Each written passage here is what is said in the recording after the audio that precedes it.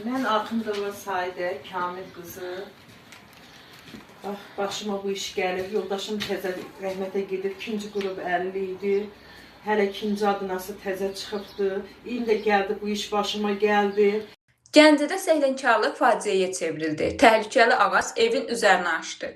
Bugün Gəncə şəhəri Zülfü Hacıyev küçəsi 56 ünvanında yaşayan sakinlər kanalımıza video görüntülər göndərərək ciddi təhlükə və məsuliyyətsizlik faktını ictimailəşdiriblər. Göndərilən görüntülərdən aydın olur ki, uzun müddətdir qurumuş vəziyyətdə olan və hər an aşma təhlükəsi yaradan şam ağacı nəhayət aşaraq yaşayış evinin üzərinə düşüb.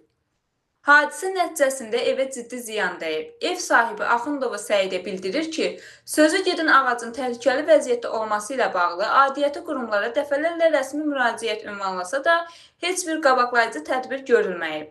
Vətəndaşın müraciətləri isə ənənəvi şəkildə ya qulaq ardına vurulub, ya da məsuliyyətsiz yanaşmanın qurbanına çevrilib.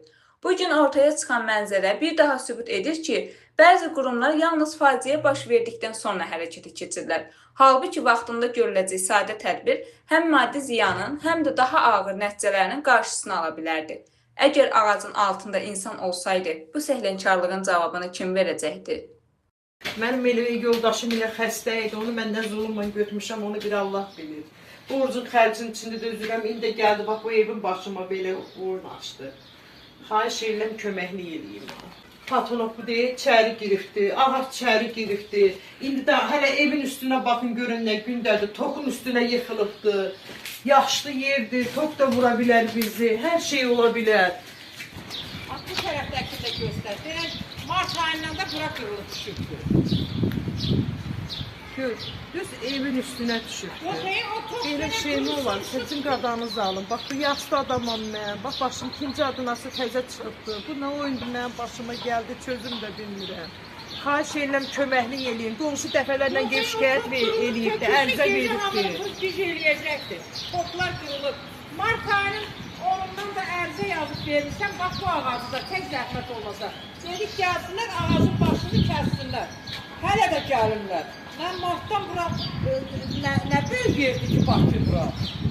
Yıxılsın kimsə olsun, gecə də deyil o ağac qırılacaq, ağac qırılır. Top qırılıb düşsə, tüm hamını top vurub güc eləyəcək. Kim gəlib müalicə eləyəcək kimisə? Uşaqlı evlər var, xəstə var burada. İşıq kabelidir. Bax, işığın kabelidir. Düz krişiyə dayanıb dəyir. Şam ağacı qırılıb, üstünə düşübdü. Demək, o